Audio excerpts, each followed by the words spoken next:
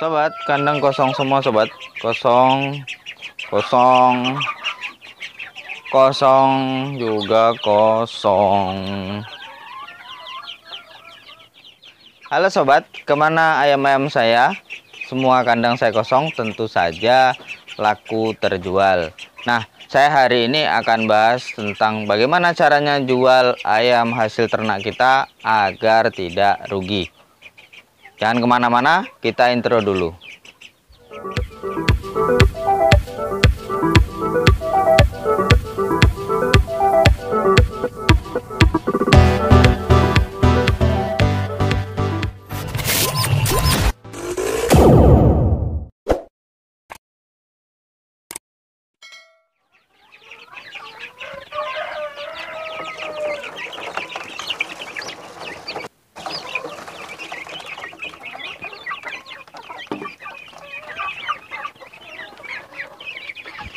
Halo sobat, assalamualaikum warahmatullahi wabarakatuh. Bagi sobat semua yang sudah klik video ini, semoga dalam keadaan sehat, usahanya tambah lancar, tambah sukses, dan tambah barokah. Selamat datang bagi sobat semua yang baru bergabung di channel ini. Dan saya ucapkan terima kasih kepada sobat semua yang sudah subscribe dan mendukung saya sampai hari ini. Oke sobat, ayam saya tinggal yang ini. Ini yang biasa saya proyeksikan untuk panen per bulan ya. Ini hanya tinggal 10 ekor, biasanya memang saya sisakan 10 ekor. Nah, hari ini saya ingin menyampaikan kepada sobat semua hal-hal yang harus kita perhatikan agar kita tidak rugi ketika menjual ayam. Atau ya paling tidak keuntungannya bisa maksimal lah ya.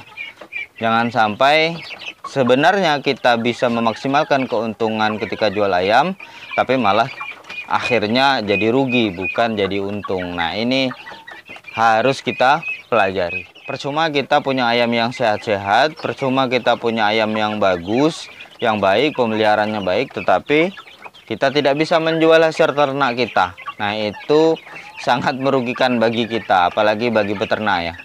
Itu jadinya nanti apa? Kita mengeluarkan modal terus, tapi ayam kita tidak terjual, akhirnya rugi.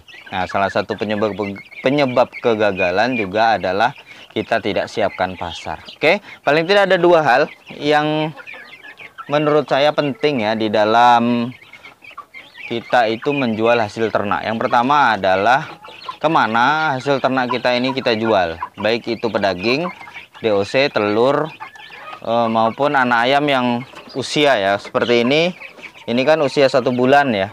Terus kemudian ada biasanya saya jual usia 2 bulan begitu, atau indukan, jual indukan, calon indukan. Nah, artinya apa? Kemana harus kita jual hasil ternak kita itu sangat erat kaitannya dengan jumlah ternak kita. Kalau jumlah ternak kita banyak, misalnya 200-300 ekor pedaging gitu, atau kalau telur misalnya 5 ek tray atau 6 ek tray, kalau DOC bisa sekali menetas itu bisa sampai 200-300, tentu kita memerlukan penjual atau tengkulak ya. Nah, berbeda halnya kalau misalnya seperti saya, misalnya setiap bulan saya hanya memelihara 10 ekor, nanti sebulan sekali itu panennya 10 ekor. Nah, ini tentu berbeda pasarnya. Nah, bagaimana nanti menyiasati agar hasil yang kita peroleh itu maksimal? Kalau misalnya sobat semua ternak banyak, kemudian sobat semua langsung antarkan ke tengkulak atau langsung panggilkan tengkulak, tentu nanti keuntungannya per ekor itu menjadi lebih tipis. Kemudian kalau di total, akhirnya keuntungannya bisa kadang-kadang itu setara dengan kita hanya menjual ayam 10 ekor. Nah, ini keuntungannya ya, bukan modalnya. Kalau modalnya pasti besar, omsetnya pasti besar, tetapi keuntungannya ternyata tipis gitu. Nah, ini biasanya sobat semua salah strategi.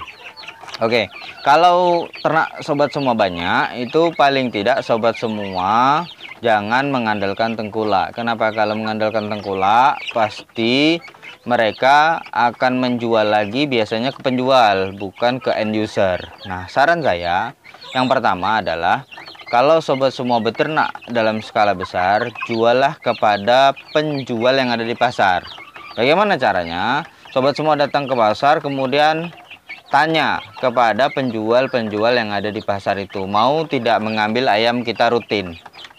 Lebih baik menambah jumlah orang yang kita jual, ayam kita jual ke sana, daripada hanya satu orang tapi dia ngambil dalam jumlah banyak. Kenapa? Nanti marginnya akan lebih banyak kalau kita jual ke banyak orang. Misalnya kita jual ke 10 orang, 10 ekor, berarti kan 100 ekor.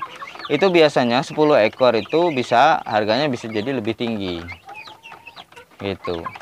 Misalnya 10 ekor kita jual, satu ekornya 40.000 atau 35.000. Nanti kalau kita jual 100 ekor bisa jadi dikurangi jadi 32.000 itu atau 33.000 gitu. Dengan jumlah yang sama kita jual, kalau kita jual ke 10 orang dengan jual ke satu orang itu biasanya lebih untung yang kita jual ke 10 orang. Nah, caranya datang ke pasar, kemudian cari orang-orang yang mau menerima hasil ternak kita, kemudian kita hubungi. Memang agak lebih repot, tetapi yang penting keuntungan menjadi lebih maksimal. Nah, salah satu caranya agar tidak rugi seperti itu, sobat. Kemudian yang kedua, kalau sobat semua ternaknya dikit, baik itu telur, ayam kampung, kemudian anakan ya, DOC mungkin cuma 30, 35 atau 100 gitu kan, itu termasuk dikit ya. Atau pedaging hanya misalnya 30 sebulan, 20 sebulan, itu saran saya jualah kepada end user. Triknya bagaimana? Kan susah menjual kepada end user atau menjual kepada konsumen langsung. Triknya adalah brandinglah teman-teman semua yang ternak rumahan itu sebagai orang yang menyediakan hasil ternak, baik itu telur, DOC maupun pedaging. Caranya bagaimana? Share setiap kita punya produk, sebelum waktunya panen, share dulu kepada teman-teman sejawat kita, grup-grup WA, kemudian Facebook, bisa terserah ya kita share, atau ke tetangga-tetangga kita kasih tahu, arisan, yasinan dan lain-lain itu kita kasih tahu bahwa kita ada ayam. Nanti kalau butuh ayam kampung 10 ekor, 5 ekor bisa lah, atau 2 ekor pun nggak jadi masalah. Kita branding gitu kan. Jadi kita terus seperti itu, lakukan istiqomah seperti itu. Kemudian bisa juga sobat semua, setelah brand itu melekat pada diri kita, ada nih ayam begitu kan. Nah, sembari itu sobat semua bisa panen ayam-ayam ini, dipotong begitu kan, kemudian bisa diolah dulu jadi siap makan begitu bisa, atau diungkep. Nah, itu kalau jumlahnya sedikit. Nah, ini nanti marginnya akan lebih tinggi, bahkan bisa jadi mengalahkan keuntungannya ya. Hanya menjual 30 ekor saja, sobat semua bisa mengalahkan keuntungan dari orang yang ternak menjual 200 ekor atau 100 ekor. Kenapa? Karena strategi yang kita jalankan. Makanya biasanya bagi ternak rumahan, saya itu menyarankan adalah langsung jual kepada end user. Brandinglah diri kita sebagai pemilik produk ayam kampung, baik itu telur, DOC maupun pedaging. Kenapa? Setelah kita punya brand, pasti orang cari. Saya tidak kebingungan lagi ketika hari ini saya itu punya produk, misalnya DOC. Ingin saya tahan DOC, saya biarkan saja. Tapi kalau misalnya nanti sudah seminggu, kira-kira ini butuh nih, saya jual saja gitu kan. Karena apa? Mungkin anak-anak saya sudah cukup untuk dibesarkan. Ini harus saya jual. Maka saya hubungi saja orang-orang yang biasanya itu membeli ayam. End user itu maksudnya langsung pengguna ya, langsung konsumen. Misalnya kalau DOC kan peternak langsung, peternak pembesaran.